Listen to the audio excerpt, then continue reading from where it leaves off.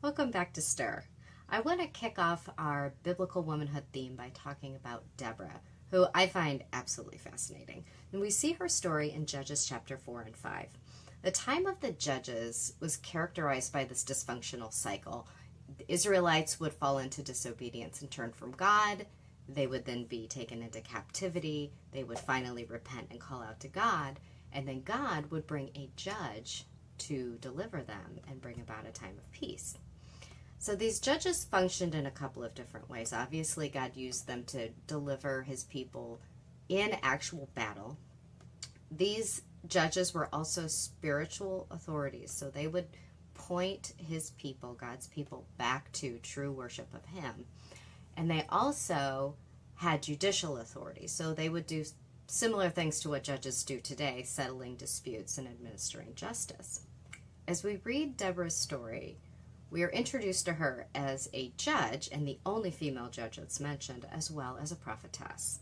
And we see her functioning in this judicial capacity. As the story begins, she's settling disputes. And God comes to her and tells her, it's time. It's time to mobilize the troops and bring my people out of captivity. So she reaches out to a man named Barak, and she tells him what God expects. He wants him to mobilize the troops and go to battle against Sisera's army, where he is guaranteed victory. Oddly, Barak tells Deborah, I'm not going into battle if you don't go with me. And Deborah doesn't seem to faze her one bit. She says, absolutely, I'll go.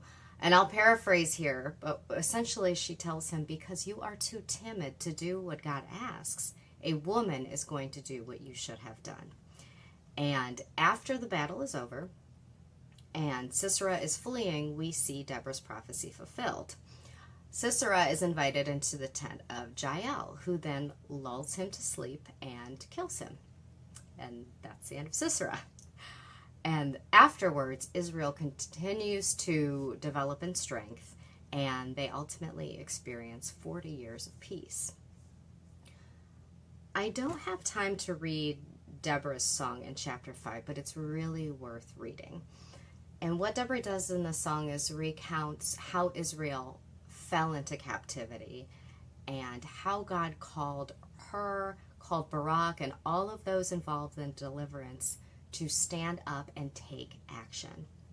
She ends the song with the line, "Let those who love him be like the sun when it comes out in full strength." So what does Deborah's example tell us about biblical womanhood?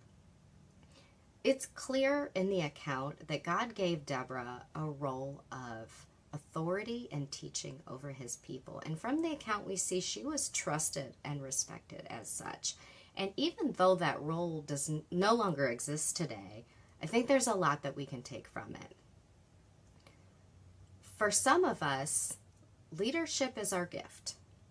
And we also see this in the example of Proverbs 31 woman and Huldah the prophetess in 2 Kings chapter 22.